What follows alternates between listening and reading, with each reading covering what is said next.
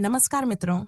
आज मैं आपके समक्ष अष्टावक्र गीता के अध्याय 12 से 20 तक के सभी सूत्र प्रस्तुत करने जा रही हूँ। राजा जनक महर्षि अष्टावक्र से बोले, पहले मैं शरीर की कठिनाइयों को सहने में सक्षम हुआ, फिर मैंने वाणी पर संयम किया। इसके बाद मैंने विचारों पर नियंत्रण प्राप्त किया और इस प्रकार मैं पूर्ण आत्मस्थिति में स्थित हो गया। मैंने इंद्रिय विषयों के प्रति राग द्वेष का त्याग कर दिया और आत्मा को अदृश्य जानकर चित्त को एकाग्र करके इस स्थिति को प्राप्त कर लिया। समाधि और चित्त विक्षेप दोनों ही मानसिक अवस्थाएं हैं। जब मैंने ये नियम समझ लिया, तब से मैं समाहित अवस्था में स्थित हो गया। त्याग और ग्रहण की प्रवृत्ति से परे होकर हर्ष और विषाद का भी अंत करके, हे ब्राह्मण, मैं इस अवस्था में स्थित हो गया हूँ। आश्रम, ध्यान और चित्त की किसी भी प्रवृत्ति को अपनाने या त्यागने की कल्पना छोड़कर मैं अपनी सहज स्थिति में स्थित हूँ। कर्मों का अनुष्ठान या निष्क्रियता दोनों ही अज्ञान से उत्पन्न होते हैं। जब मैंने इस तथ्य को पूर्ण रूप से जान लिया, तब से मैं इसी अवस्था में स्थित हूँ। जिसे सोचा नहीं जा सकता, उसे विचार करने पर भी वह केवल विचार रूप ही धारण करता है। इसलिए मैंने इस प्रकार की सोच को भी छोड़ दिया और इसी स्थिति में स्थित हो गया। जो इस प्रकार स्थित हो जाता है, वह सफल हो जाता है। जिसका स्वभाव ही ऐसा हो जाता है, वह निश्चित रूप से सिद्धि को प्राप्त कर लेता है। संपूर्ण त्याग और स्वाभाविक शांति की अवस्था यहाँ तक कि सन्यासियों के लिए भी दुर्लभ होती है। अतः त्याग और दान से भी ऊपर उठकर मैं अपने सहज आनंद में स्थित हूँ। कभी शरीर कष्ट में होता है, कभी जीभ तृष्णा में होती है, कभी मन व्याकुल हो जाता है, लेकिन इन सब से ऊपर उठकर मैं अपने पुरुषार्थ में स्थित होकर सुखपूर्वक रहता हूँ। मैंने गहराई से विचार किया कि वास्तव में कुछ भी करने योग्य नहीं है। जब जो करना होता है वह सहज ही होता है, तो मैं उसे करके सुखपूर्वक स्थित रहता हूँ। योगी चाहे कर्म करें या निष्क्रिय रहें, उनके लिए कोई बंधन नहीं होता। संयोग और वियोग से परे रहकर मैं सुखपूर्वक स्थित हूँ। मेरी स्थिति, गति या विश्राम से न तो लाभ होता है और न ही कोई हानि। इसलिए मैं स्थिर, गतिशील या सोते हुए भी पूर्ण संतोष में स्थित हूँ। न तो सोने से कोई हानि होती है, न ही जागृत प्रयास से कोई सिद्धि प्राप्त होती है। नाश और सफलता के विचारों को त्याग कर मैं सहज रूप से स्थित हूँ। सुख दुख आदि सभी स्थितियों को गहराई से देखने के बाद शुभ अशुभ को त्याग कर मैं स्वाभाविक आनंद में स्थित हूँ। जिसका चित्त स्वभावतः शून्य है, लेकिन जो प्रमादवश विचार करता रहता है, वह ऐसा है जैसे गहरी नींद से कोई जागा हो। वह संसार के भ्रम से मुक्त हो जाता है। अब मेरे लिए धन कहाँ है, मित्र कहाँ है, विषय वासना रूपी चोर कहाँ है, शास्त्र और ज्ञान भी अब मेरे लिए कहाँ है, क्योंकि मेरी सभी इच्छाएं समाप्त हो चुकी हैं। जब साक्षी स्वरूप परमात्मा और ईश्वर का अनुभव हो चुका है, जब बंधन और मुक्ति दोनों का भ्रम मिट चुका है, तब मुक्त होने की भी कोई चिंता नहीं रहती। जिसका चित्त भीतर से सभी द्वंद्वों से मुक्त हो चुका है और जो बाहर स्वतंत्र रूप से विचरण करता है, उसकी स्थिति वैसी ही हो जाती है जैसी एक भ्रमित व्यक्ति की होती है। केवल वही इसे समझ सकते हैं जो स्वयं इस अवस्था को प्राप्त कर चुके हैं। महर्षि अष्टावक्र ने कहा, जो सत्वगुणी और बुद्धिमान व्यक्ति सही उपदेश को स्वीकार कर लेता है, वह सफल हो जाता है, लेकिन जो केवल जिज्ञासु है, वह भ्रमित होता रहता है। मोक्ष का अर्थ विषयों से वैराग्य है और बंधन विषयों में आसक्ति है। बस इतना ही ज्ञान पर्याप्त है। अब जैसा चाहो वैसा करो। ये ज्ञान वाचाल को मूक और ज्ञानी को अज्ञानी जैसा बना देता है, इसलिए इसे भोगी लोग छोड़ देते हैं। तुम न तो ये शरीर हो, न शरीर तुम्हारा है, न ही तुम भोक्ता हो, न कर्ता। तुम शुद्ध चैतन्य स्वरूप हो, साक्षी हो, निर्लिप्त होकर आनंद से विचरण करो। राग और द्वेष मन के धर्म है, लेकिन तुम मन नहीं हो। तुम शुद्ध बोध स्वरूप हो, अचल हो, आनंदित रहो। सभी प्राणियों में आत्मा को और आत्मा में सभी प्राणियों को देखो। अहंकार और ममता से मुक्त होकर सुखी बनो। जिस चैतन्य में यह समस्त विश्व समुद्र की लहरों की तरह प्रकट हो रहा है, वही तुम हो। इस सत्य को जानकर निर्भय और निर्द्वंद्व हो जाओ।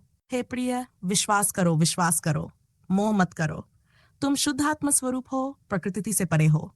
यह शरीर गुणों से घिरा हुआ है, आता जाता रहता है, लेकिन आत्मा अचल है। फिर तुम इसकी चिंता का क्यों करते हो? ये शरीर कल्पांत तक रहे या अभी समाप्त हो जाए, आत्म स्वरूप को इससे कोई हानि लाभ नहीं। तुम अनंत चेतना के महासागर हो। इसमें जगत की लहरें प्रकृति से उठती और विलीन होती हैं, लेकिन तुम्हारा न कोई विस्तार होता है ना कमी। तुम केवल शुद्ध चैतन्य हो, ये जगत तुमसे भिन्न नहीं। फिर किसे छोड़ोगे और क्या अपनाओगे? इस अविनाशी शांत निर्मल चिदाकाश में जन्म, कर्म और अहंकार कैसे हो सकते हैं?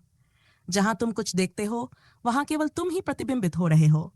जैसे स्वर्ण से कंगन, अंगूठी, पायल आदि बनते हैं, वैसे ही इस जगत में भी केवल तुम ही हो। ये मैं हूं, ये मैं नहीं हूं, इस भेद को छोड़ो। सब कुछ आत्मा ही है, ऐसा जानकर संकल्पों से मुक्त होकर सुखी रहो। ये जगत केवल तुम्हारी अज्ञानता के कारण प्रकट हुआ है। वास्तव में तुम ही परम सत्य हो। संसार केवल भ्रांति है। ये जानकर तुम इच्छाओं से मुक्त होकर केवल चैतन्य स्वरूप में स्थित हो जाओ। केवल तुम ही सदा थे, हो और रहोगे। न तुम्हारा कोई बंधन है, न मोक्ष की आवश्यकता। आत्मा में स्थित होकर सुखपूर्वक विचरण करो। विचारों से मन को अशांत मत करो, आनंद से स्थित रहो। ध्यान, साधना आदि का परित्याग करो, क्योंकि तुम पहले से ही मुक्त हो। अनेक शास्त्र पढ़ने और सुनने से कोई शांति नहीं मिलती, केवल सब कुछ भूलने से ही विश्राम मिलता है। भोग, कर्म या समाधि जो चाहे करो, लेकिन जब तक सभी इच्छाएं समाप्त नहीं होती, तब तक मन को पूर्ण विश्रांति नहीं मिलती। जो भी प्रयास करता है वह दुखी होता है, लेकिन जो बिना प्रयास के रहता है वही धन्य है और आनंद प्राप्त करता है। यह करना है, यह नहीं करना है। ऐसे द्वंद्वों से मुक्त होकर व्यक्ति धर्म, अर्थ, काम और मोक्ष से भी निर्लिप्त हो जाता है। संसार केवल इच्छा का अंकुर है। जब तक इच्छा जीवित है, तब तक विचार भी बने रहते हैं। प्रवृत्ति राग को जन्म देती है और निवृत्ति द्वेष को। लेकिन जो इन दोनों से परे है, वह निश्चिंत होकर रहता है। जो संसार को त्यागना चाहता है, वह दुखों से बचना चाहता है। लेकिन जिसे कोई राग नहीं, वह पहले से ही दुख रहित है। यदि किसी को मोक्ष में भी अहंकार है और शरीर में भी ममता है, तो वह न ज्ञानी है, न योगी, केवल दुखी है। यदि स्वयं भगवान शिव, विष्णु या ब्रह्मा तुम्हें उपदेश दें, तब भी शांति केवल सभी चीजों को भूलने से ही मिलेगी। जो व्यक्ति इस ज्ञान से संतुष्ट हो जाता है, उसकी बुद्धि शांत हो जाती है। वह देखता, सुनता, छूता, सूंघता और खाता हुआ भी पूर्ण विश्राम में रहता है। उसकी दृष्टि शून्य हो जाती है, इंद्रियां शिथिल हो जाती हैं, न उसे कोई इच्छा होती है, न विरक्ति। वह न जागता है, न सोता है, न खुली आंखों से देखता है, न बंद आंखों से। उसकी स्थिति अद्भुत होती है। जो सभी इच्छाओं से मुक्त होता है, वह सदा शुद्ध रहता है, चाहे कहीं भी हो। वह देखता, सुनता, छूता, चलता हुआ भी इच्छाओं और अहंकार से मुक्त होता है। स्त्री को देखकर या मृत्यु के समीप होने पर भी जो विचलित नहीं होता, वह मुक्त ही है। सुख दुख, स्त्री पुरुष, संपत्ति विपत्ति में जो समान रहता है, वही धीर पुरुष है। उसे न हिंसा होती है, न करुणा, न अभिमान होता है, न हीनता। मुक्त व्यक्ति न विषयों से घृणा करता है, न ही उनकी लालसा करता है। वह सहज होकर जीवन जीता है। समाधि या अस्माधि में उसे कोई विशेषता नहीं दिखती। वह शून्य चित्त में स्थित रहता है। जब तक अज्ञान है, तब तक भ्रम है। जब ज्ञान उदय होता है, तब सब कुछ आत्मा ही प्रतीत होता है। संकल्पों से मुक्त होकर जो विश्राम में रहता है, वह परमात्मा को प्राप्त कर लेता है। वह न विषयों से प्रसन्न होता है, न उनके अभाव से दुखी होता है। उसके लिए जगत केवल कल्पना है, क्योंकि आत्मा सदा मुक्त और शुद्ध है। जिस ज्ञानी ने सब संकल्पों को त्याग दिया है, वह सहज ही समाधि में स्थित रहता है। जो इच्छाओं और संकल्पों से मुक्त है, वह न स्वतंत्रता चाहता है, न बंधन। वह स्वतः प्रसन्न रहता है। वह अपने शरीर के साथ संसार में बहता रहता है, जैसे सूखा पत्ता हवा में उड़ता है। उसकी बुद्धि में न कोई हानि होती है, न कोई वृद्धि। वह शांत और स्थिर बना रहता है। वह किसी भी अवस्था में हो, उसका ना अपमान होता है, ना मान। वह कर्म करता हुआ भी शुद्ध आत्मस्वरूप में स्थित होने के कारण कुछ नहीं करता। इसी के साथ अध्याय संपन्न होते हैं। यदि आपको हमारी ये प्रस्तुति अच्छी लगी है, तो हमारे चैनल को सब्सक्राइब करना और वीडियो को लाइक करना ना भूलें। धन्यवाद।